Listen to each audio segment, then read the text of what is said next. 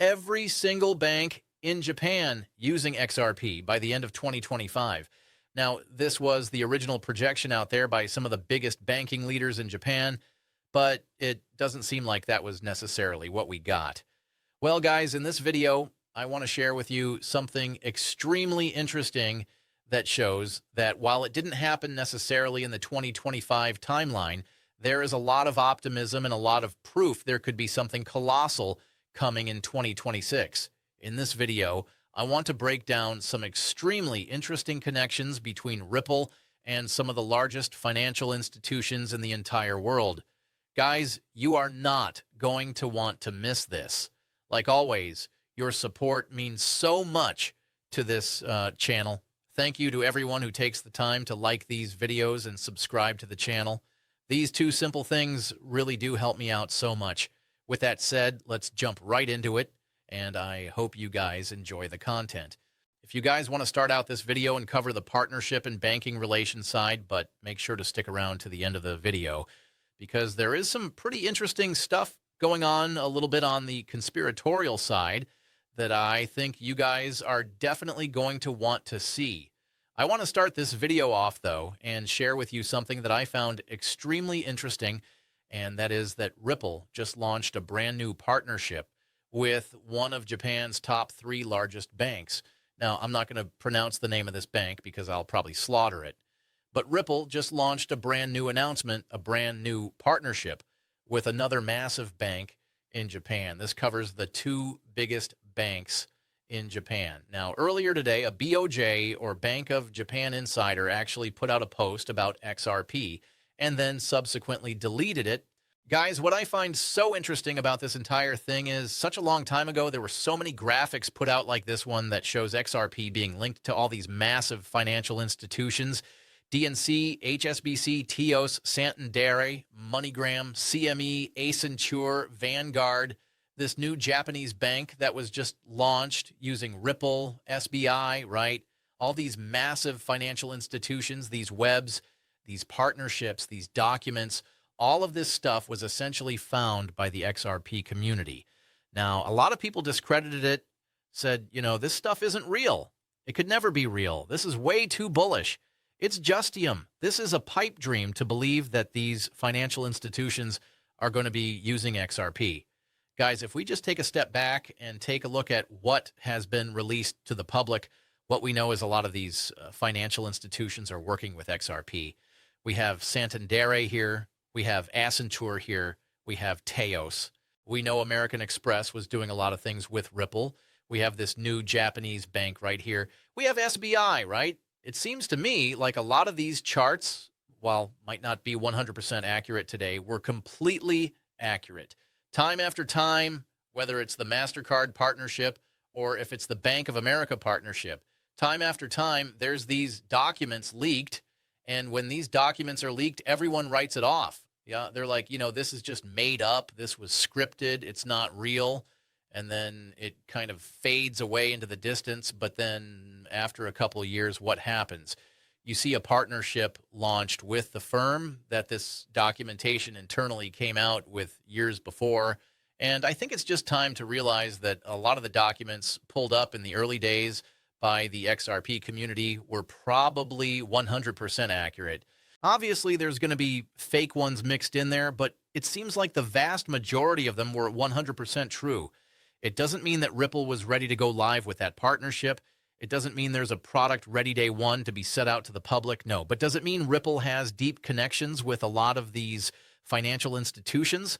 Looking at the people Ripple is working at today and looking at these old forums and posts and articles and documents, to me it's explicitly clear that a lot of them were extremely accurate, and Ripple has had deep ties to these extremely large financial institutions for an extremely long time.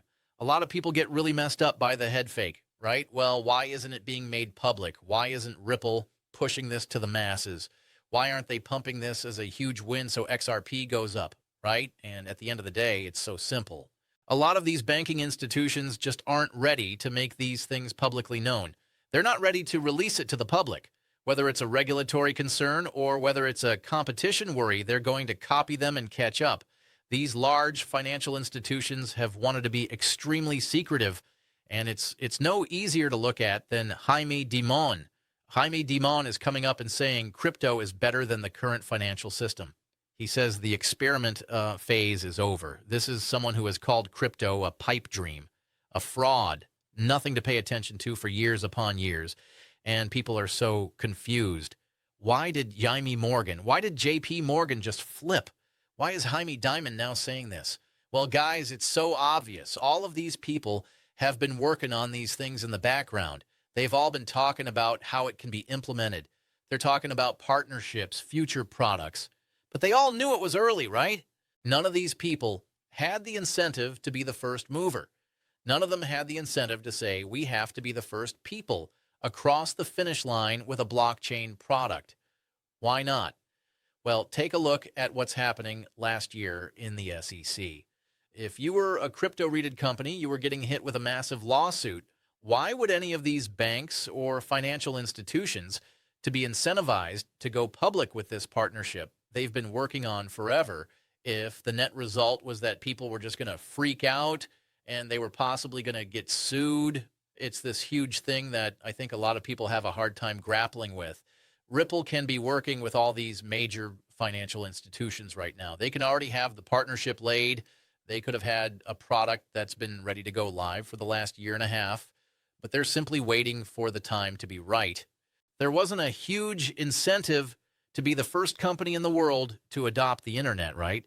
But there was a massive incentive not to be the last. Right now, what we're watching is those initial steps, those forward-moving financial institutions, specifically those in Japan saying, you know what, we're done waiting, we're taking a step forward. And guys, that is all we're waiting for. You've ever seen the meme of the snowball rolling downhill? It seems like the snowball has now started rolling downhill. And the thing is the financial institutions are now being incentivized to come out and say they are working with blockchain technology, and they do have partnerships, and their incentive to release it. It's one of those things that they can't be last. They don't want to be the first. They don't want to be the person to take all the bullets for the rest of the industry. But they certainly cannot be the last, because if they're the last, every one of their customers and clients is just going to go elsewhere to get the new age products and services that they're demanding. We've seen this in technology cycle after technology cycle. And it's just so important to understand that all the relationships and all those things you've seen about XRP can absolutely be true, even if the market hasn't fully acknowledged it. And I just think this new relationship with this very, very large top 3 bank in Japan proves that this is someone who's been speculated to be a Ripple partner for the last 5 years. And everyone says, oh, Ripple's not actually doing anything in Japan. Banks in Japan aren't going to be using XRP. It was just a fake report. And then meanwhile, you just see partnership after partnership rolling out of Japan. It completely proves that all that early documentation is true. And do I think the documentation is going to be true when it comes to Vanguard, when it comes to BlackRock, when it comes to other large financial institutions on that flow chart? Absolutely. Will some of them not be true? Will some of them be partnerships that didn't really work out or didn't make sense? Yeah, of course. But what it is showing is that Ripple's deep tentacles run throughout the entire financial industry. And unless these firms have an adequate solution outside of Ripple and XRP, which I am yet to see, then they are going to end up coming back to Ripple and XRP to facilitate these partnerships. It's just one of those things you cannot lose focus of, because some people completely forget about all this stuff if price isn't going in the direction they want it to. You need to understand that the rest of the market is discounting all of this, discounting all these partnerships, discounting all this real-world adoption of XRP in favor of what is happening with the price right now. That's not how people make money. If you analyzed any investment based off of what the price of that specific investment was doing off of any given of time, you would have a 50-50 chance it was going up, a 50-50 chance it was going down. But if you looked at the long-term fundamentals of who the partners were, what the product was, how these things were being rolled out, you would have been highly successful. So you cannot lose sight of that. I also think it's really important to acknowledge, well, like, take a look at XRP. If you take a look at any long-term time frame of XRP, it's still absolutely bullish. Has it been downtrending for the last couple months? Yes, but it's totally normal. It's not something that shouldn't be unexpected. And if you compare XRP to right here where it was in 2017 to right now where it is, it looks almost exactly the same.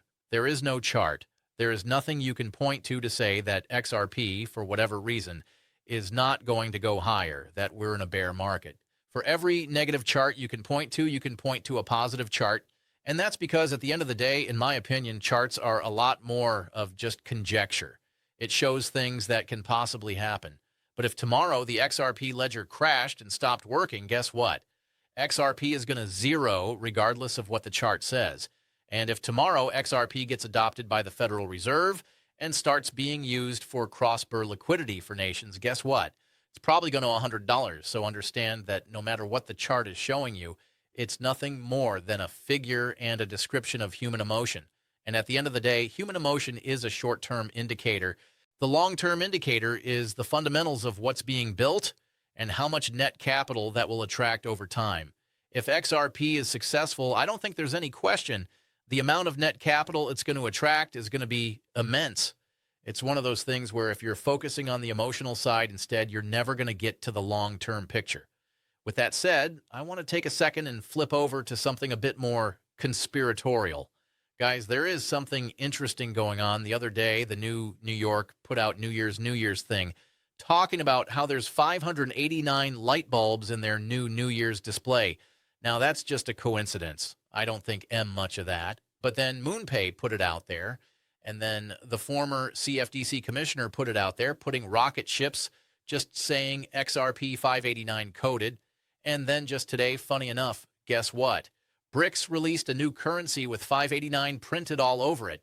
Take a look at this. Every single picture they put out there was 589, 589. Once again, is this one massive coincidence? Is it signaling in the back end? Is it something more? Is it something less? Is this just nothing? Guys, I don't know. But it's things like this that really make you sit back and say, you know, like, what kind of simulation are we living in here? I've never looked at 589 being some super common number, some configuration. Suddenly it's popping up everywhere, going into cryptocurrency adoption. I have no idea, guys. Let me know what you think down in the comments section below. For me, it's one of those things where I'm not putting any stake in it, but it's super interesting, weird, makes me feel like we're in a simulation.